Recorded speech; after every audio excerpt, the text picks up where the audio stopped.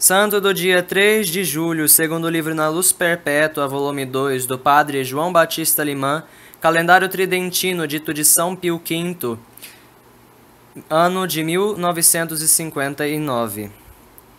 Santo Otão, bispo. Natural da Suábia, teve Otão pais piedosos, que deram ao filho uma educação muito sólida. As virtudes, como os grandes talentos, fizeram-no merecedor da estima de todos que com ele viviam. O imperador Henrique IV nomeou o capelão de sua irmã Judite, esposa de Boleslau, duque da Polônia. Durante a estada na Polônia, aprendeu a língua daquele país. Judite morreu e Otão foi pelo imperador chamado ao cargo de secretário e, mais tarde, de chanceler da corte. Quando, anos depois, morreu Roberto, bispo de Bamberg, foi o próprio imperador que indicou Otão para sucessor do mesmo, na sede episcopal. Debalde este relutou. Henrique insistiu naquela nomeação acertada e Otão aceitou a mitra do bispado de Bamberg. Grandiosa lhe foi a entrada na metrópole. Embora fosse inverno, Otão, quando chegou perto da cidade, apeou e descalço sobre a neve, andou até a catedral. Não tardou em relatar ao Papa a história da nomeação e pessoalmente foi a Roma, fazer ao vigário de Cristo a entrega da mitra e do báculo, pedindo humildemente exoneração do cargo do qual se julgava indigno.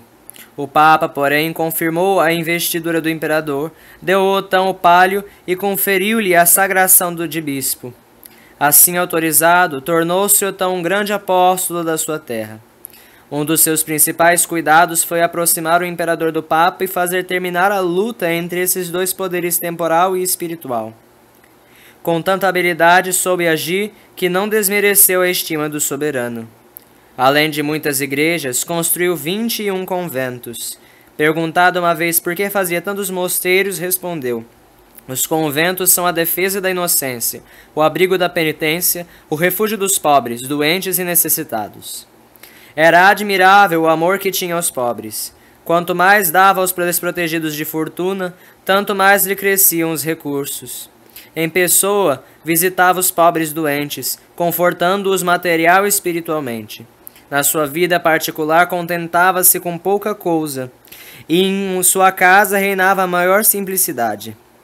Houve quem censurasse e reprovasse esse modo de vida do bispo, mas Otão respondeu: os bens do bispo são esmolas dos fiéis. Não convém, portanto, que os gastemos inutilmente. De Boleslau, duque da Polônia, filho de Judite e sobrinho do imperador Henrique IV, recebeu o convite para pregar o evangelho aos pomeranos, povo que ele mesmo acabara de subjugar pelas armas. Otão requereu do Papa licença para poder aceitar tão submissão e, acompanhado de muitos clérigos, pôs-se a caminho para a Pomerânia. Só Deus sabe quanto trabalho os missionários tiveram no meio de um povo bárbaro, pagão e supersticioso. Mais de uma vez os sacerdotes idólatras tramaram contra a vida do bispo e dos seus auxiliares. Deus protegeu-os e tanto lhes abençoou as fadigas de sacrifícios que quase a Pomerânia inteira se curvou sob o doce jugo de Jesus Cristo. Otão erigiu muitas igrejas e transformou completamente o espírito dos pobres pagãos, e, tendo entregue os destinos do novo rebanho ao bispo Adalberto, voltou para sua diocese. Tempos depois veio-lhe a notícia de diversas cidades terem abandonado o cristianismo, entregando-se de novo às superstições pagãs. Pela segunda vez foi então a Pomerânia, mas as dificuldades e a pertinácia dos renegados foram tais que os companheiros de Otão quiseram entregar-se ao desânimo. O bispo, porém, exortou-os com estas palavras: não viemos aqui procurar o nosso bem-estar. Ou pensastes que nenhuma dificuldade deveria atravessar o nosso caminho? Desejava ver-vos todos prontos a aceitar a morte do martírio. Não quero, porém, expor ninguém. Quem não tiver a coragem de acompanhar-me, pelo menos não embarace os meus passos. Os missionários, ouvindo essas palavras do bispo, encheram-se de ânimo e recomeçaram os trabalhos. Deus abençoou-os de tal maneira que não só voltaram à igreja os que a tinham abandonado, mas ainda outras tribos pediam para ser admitidas na religião de Jesus Cristo. O regresso a Bamberg foi um triunfo. Sentido, porém, a morte aproximar-se, para ela se preparou com todo o fervor. Louvando a Deus, entregou-lhe o Espírito em 1139, na idade de 70 anos. Sem conta são os milagres com que Deus se dignou de glorificar o túmulo do apóstolo, que se acha na igreja que ele mesmo construiu em Bamberg. Reflexões. Quanto mais santidão dava a Deus e aos pobres, tanto mais abençoado parecia. A sua vida era a afirmação da promessa divina: dai e dar-se-vos-á. Por que receias logo sair prejudicado e perder tua fortuna, quando te pedem para concorrer com tua esmola em benefício de uma obra pia? Onde está a tua fé na palavra divina? Não negues teu auxílio aos pobres. Dar esmola é lei que Deus deu, é necessário para a tua salvação. Negar a esmola ao necessitado pode ter consequências desastrosas, como facilmente se deduz da sentença que espera os ímpios, Mateus 25:41. A Bíblia apresenta-nos o mal rico, Lucas 16:19. Ele foi condenado às penas do inferno, por quê?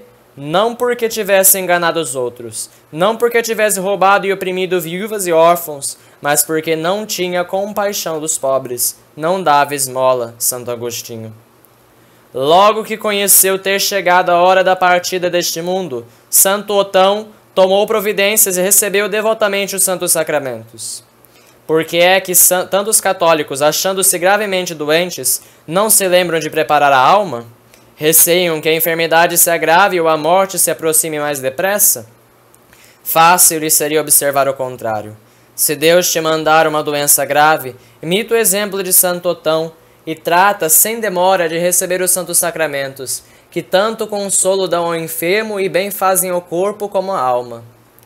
Santos cuja memória é celebrada hoje. Em Alexandria, o martírio de São Trifônio, com 12 companheiros, no tempo do imperador Valente.